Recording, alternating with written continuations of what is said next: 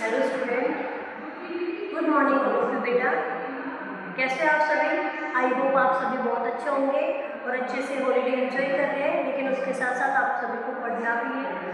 बेटा हमारा जो प्रीवियस क्लास में जो टॉपिक चल रहा था वही सेम टॉपिक हमने आगे कैरी फॉरवर्ड किया है।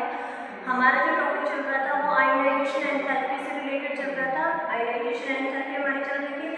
अब उसी आयनाइजेशन एंथैल्पी के हमने क्या किए थे, जो आयनाइजेशन एंथैल्पी को फैक्टर्स गवर्न करते हैं या जिन जिन पे आपकी आयनाइजेशन एनर्जी जो है इम्पैक्ट डालती है, जिसकी वजह से अफेक्टेड होती है, उन फैक्टर्स के बारे में हम पढ़ रहे थे। हमने दो फैक्टर्स के बारे में पढ़ लिया था। पहला फैक्टर था न्यूक्लियर चार्ज और दूसरा फैक्टर था एटॉमिक साइज। ठीक है, जैसे जैसे न्यूक्लियर चार्ज इंक्रीज होता है, हमने क्या बोला था, आयनाइजेशन एनर्जी के साथ साथ क्या होती है, इंक्रीज होती है, क्योंकि effective nuclear charge Z effective उसमें क्या होता है, इंक्रीज होता है। और जितना ज़्यादा जेड इफेक्टिव होगा आयनाइजेशन एनर्जी उतनी क्या होती जाएगी, ज़्यादा होती जाएगी। दूसरा था हमारा एटॉमिक साइज के ऊपर। तो हमने बोला था जैसे एटॉमिक साइज जो है इंक्रीज होता है, आयनाइजेशन एनर्जी डिक्रीज होती है। इन दोनों फैक्टर से हमने रिलेशन भी निकाला था कि आपका जो आयनाइजेशन एनर्जी वो डायरेक्टली प्रोपोर्शनल होता है न्यूक्लियर चार्ज के, और आयनाइजेशन एनर्जी इनवर्सली प्रोपोर्शनल होता है किसके, एटॉमिक साइज के। अब हम इसी टॉपिक को आगे कैरी फॉरवर्ड कर रहे हैं, और जो हमारी नेक्स्ट जो फैक्टर है वो है पेनिट्रेशन इफेक्ट ऑफ इलेक्ट्रॉन। सबसे पहले आप लोगों को ये समझने की जरूरत है कि पेनिट्रेशन इफेक्ट का मतलब होता क्या है। आपको उसको मैं बड़ा सिंपल तरीके से बता रही हूँ आप लोगों को कि पेनिट्रेशन इफेक्ट का मतलब ये होता है कि जहाँ पर न्यूक्लियस के सराउंडिंग जितनी ज़्यादा प्रोबेबिलिटी ऑफ फाइंडिंग इलेक्ट्रॉन्स की होती है उसको हम पेनिट्रेशन बोलते हैं।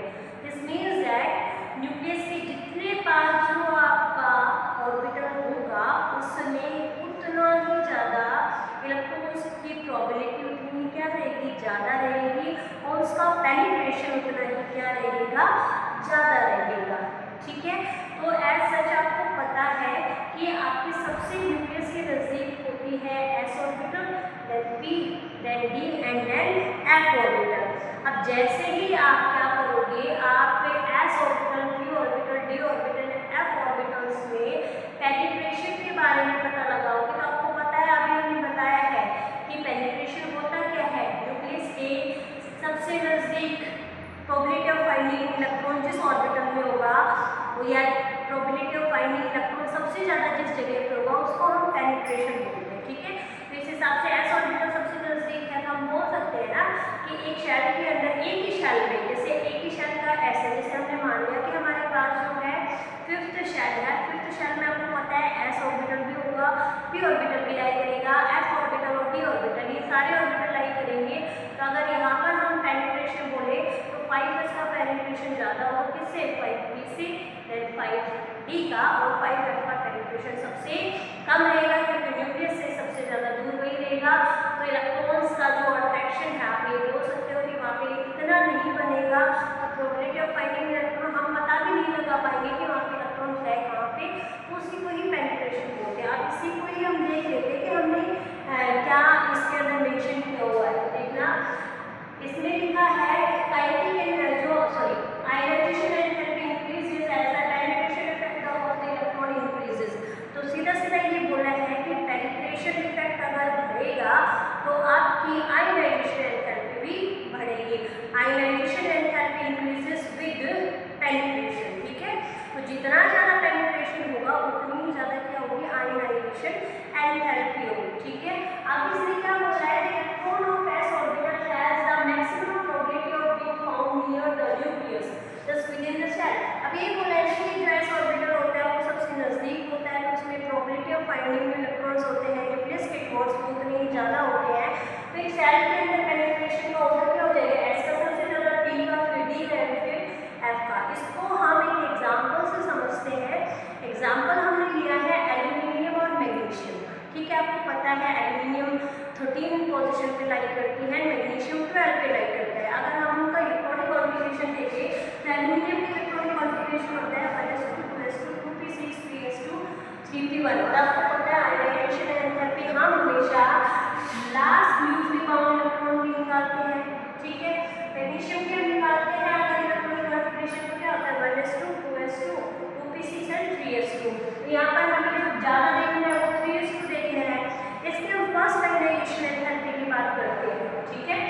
यहाँ पर जो दोनों में हमने एक चीज आपको ध्यान रखना है, जब भी आप एलिमिनेशन की रिगार्डिंग आप इसको देखोगे आयोनाइजेशन एंथैल्पी को, तो आपको शेल नंबर हमेशा सेम लेके चलना है। दिस मींस दैट देखो मैग्नीशियम में जो लास्ट इलेक्ट्रॉन जो है वो थर्ड शेल में है, और जो आपका एल्यूमिनियम है उस पे भी जो आपका लास्ट इलेक्ट्रॉन है वो थर्ड शेल में है।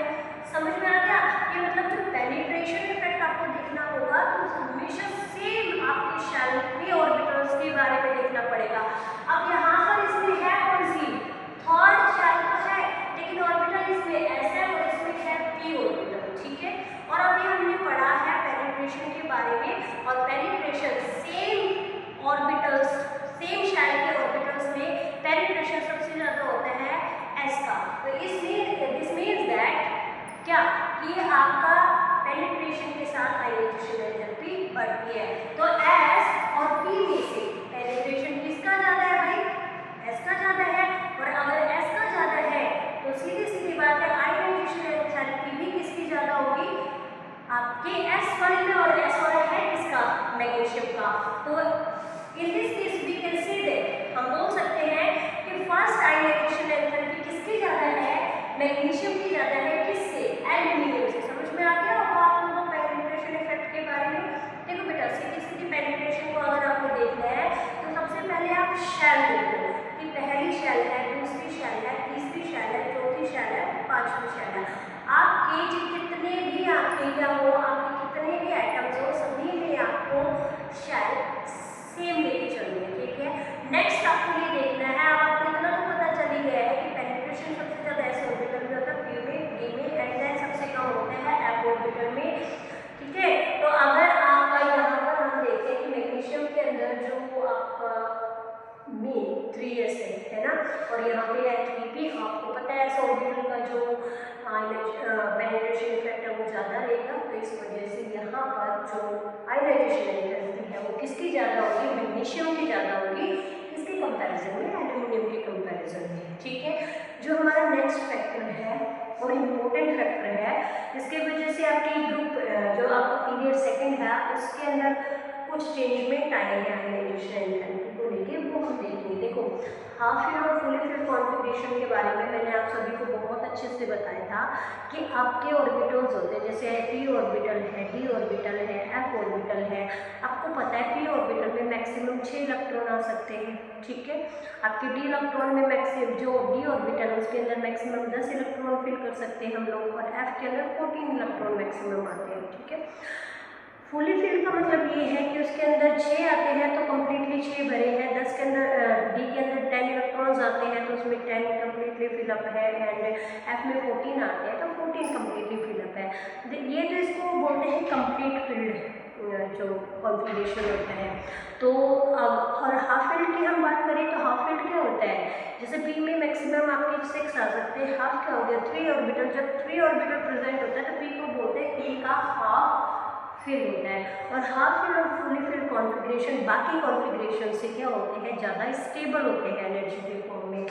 तो क्या होगा कि orbital tends to if an atom contain half filled और fully filled orbital tends to extra stability. अभी यही बताया आप लोगों को कि वो ज़्यादा स्टेबल होते हैं एज कंपेरिजन टू जो जितने भी हम अलग अलग इलेक्ट्रॉन कॉन्फ़िगरेशन करते हैं, तो ठीक है।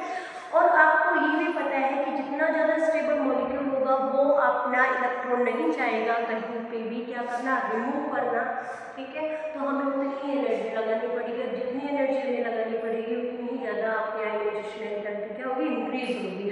तो देखो the removal of an electron requires more energy then expected. जो हमें नॉर्मल चाहिए होती है उससे ज़्यादा हमें एनर्जी लगानी पड़ती है, जिसकी वजह से हमारी आयोनाइजेशन एंथैल्पी क्या होती है? इंक्रीज होती है। इसका बेस्ट एग्जांपल है सेकेंड पीरियड के एलिमेंट्स। इसका बेस्ट एग्जांपल है सेकेंड पीरियड के एलिमेंट्स। आपको पता है जो हमने प्रीवियस केस पढ़े थे जिसमें हम न्यूक्लियर चार्ज का फैक्टर इन्वॉल्व कर रहे थे या एटॉमिक साइज का फैक्टर इन्वॉल्व कर रहे थे। और अगर हम फ्रेंड्स की बात करें तो if we move left to right in a period होगा क्या? आपका साइज डिक्रीज होता है। आपका साइज क्या होता है? डिक्रीज होता है। तो आप साइज से ले लो यहाँ पे, या फिर आपकी न्यूक्लियर चार्ज से ले लो, ठीक है। साइज से लोगे तो साइज इनवर्सली प्रोपोर्शनल होता है, साइज छोटा है तो काइनेटिक जो लेना है। तो आपको पता है लेफ्ट टू राइट में न्यूक्लियर चार्ज क्या होता है, इंक्रीज होता है। और आपको पता है न्यूक्लियर चार्ज किसके डायरेक्टली प्रोपोर्शनल होता है, आयनाइजेशन एंथैल्पी के। तो हम दोनों फैक्टर का यूज करके हम इजीली बता सकते हैं कि वेरिएशन अलोंग ए पीरियड या वेरिएशन अलोंग ए ग्रुप होगा क्या, ठीक है। लेकिन यहाँ पे जैसे आपको पता है फैक्टर्स डाउन करते हैं, और ज़्यादा फैक्टर्स जो है हमारा जो मेन रोल है वो हमारा पेनिट्रेशन और कॉन्फ़िगरेशन वालों का ही है, ठीक है। आपको पता है जो सेकेंड पीरियड में जो एलिमेंट लाई करते हैं वो है lithium, beryllium, boron, carbon, nitrogen, oxygen, fluorine and neon. और इन सभी में सबसे छोटा साइज होता है नियोन का, और सबसे ज़्यादा स्टेबल कॉन्फ़िगरेशन, चलो कॉन्फ़िगरेशन के बाद में हम आएंगे। सबसे पहले हम न्यूक्लियर चार्ज की बात कर लेते हैं और साइज की बात कर लेते हैं, ठीक है। तो सबसे जो छोटा साइज है वो नियोन का होता है। और अगर आप एटॉमिक साइज वाला फैक्टर लेके चलते हो तो जितना छोटा साइज उतना ही ज़्यादा आयनाइजेशन एंथैल्पी। तो इस हिसाब से आयनाइजेशन एंथैल्पी सबसे ज़्यादा नियोन की, और एक्चुअली में जो हमने पढ़ा उसके हिसाब से तो क्या होना चाहिए, lithium to neon increasing order ही चलना चाहिए, ठीक है। नेक्स्ट अब आप आते हैं, आप न्यूक्लियर चार्ज की बात करोगे तो भी सेम रहेगा, क्योंकि नियोन जो है छोटा साइज है उसका न्यूक्लियर चार्ज उतना ही ज़्यादा है, तो उसकी आयनाइजेशन एंथैल्पी उतनी ही ज़्यादा रहेगी। लेकिन यहाँ पर कुछ वेरिएशन है, और वेरिएशन है बेरिलियम और बोरोन, और उसके बाद है नाइट्रोजन और ऑक्सीजन, इनके बीच में कुछ वेरिएशन है। वेरिएशन हम इन दोनों की इलेक्ट्रॉनिक कॉन्फ़िगरेशन को देख के समझते हैं बेटा। बेरिलियम का जो इलेक्ट्रॉनिक कॉन्फ़िगरेशन है वो है 1s2 2s2, ठीक है। बोरोन का जो इलेक्ट्रॉनिक कॉन्फ़िगरेशन है वो 1s2 2s2 2p1, ठीक है। हम बात करते हैं नाइट्रोजन का जो कॉन्फ़िगरेशन है वो 1s2 2s2 2p3, और ऑक्सीजन का जो कॉन्फ़िगरेशन है 1s2 2s2 2p4, ठीक है। अब क्या होता है, जर्नल जो हमने अभी तक पढ़ा है, जर्नल के अकॉर्डिंग जो आपका जो ऑर्डर होना चाहिए था वो होना चाहिए था लिथियम से डायरेक्टली आप नियोन तक जाते हो तो इंक्रीजिंग ऑर्डर होना चाहिए था, क्योंकि वहाँ पर साइज के अगर डिक्रीज हो रहे हैं लगातार तो आपके आयनाइजेशन एंथैल्पी इंक्रीज होगी। लेकिन यहाँ पे हमने क्या बोला, कुछ एक्सेप्शंस है, बीच में कुछ वेरिएशन आता है, और वो वेरिएशन क्या है हम उसके बारे में देखते हैं। बेरिलियम और बोरोन, ठीक है। यहाँ पर आपका देखो सेकेंड मतलब बेरिलियम और बोरोन में आप बोल सकते हो यहाँ पे पेनिट्रेशन इफेक्ट जो है ना वो ज़्यादा काम में आएगा, ठीक है। और यहाँ पर कॉन्फ़िगरेशन, ठीक है।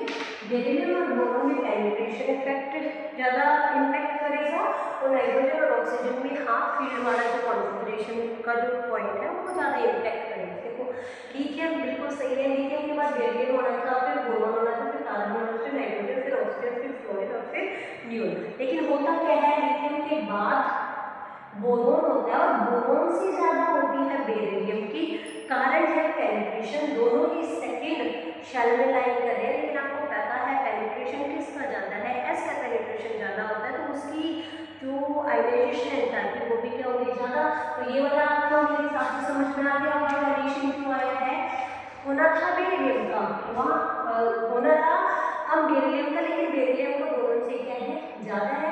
फिर हम बात करते हैं नाइट्रोजन और ऑक्सीजन की। देखो नाइट्रोजन का जो कॉन्फ़िगरेशन है वो 2p3 है, और ऑक्सीजन का है 2p4, और आपको पता है हाफ फील्ड ज़्यादा स्टेबल होता है किसके कंपैरिजन में, हालांकि जितना भी आपका कोई भी कॉन्फ़िगरेशन है उसके हिसाब से, ठीक है।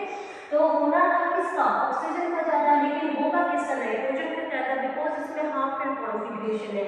तो ये वाला ट्रेंड फॉलो ना करके आपका जो सेकेंड पीरियड में ये ट्रेंड फॉलो होता है lithium, boron, beryllium, carbon, oxygen, nitrogen, fluorine and neon. Neon का बेटा सबसे सिंपल है, सबसे ज़्यादा स्टेबल है, क्योंकि इसका जो कॉन्फ़िगरेशन है वो फुली फील्ड है, ऑक्टेट कंप्लीट है। तो ये तो एक्चुअली में इसमें यहीं पे तो कुछ नहीं है मेरे लिए, यहाँ पे तो फुली फील्ड कॉन्फ़िगरेशन है, तो कोई जो है कोई भी अदर फैक्टर यहाँ पे काम करेगा नहीं।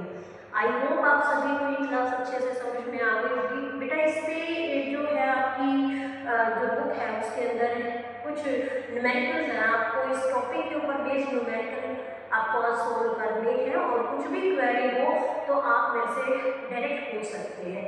Thank you, have a nice day.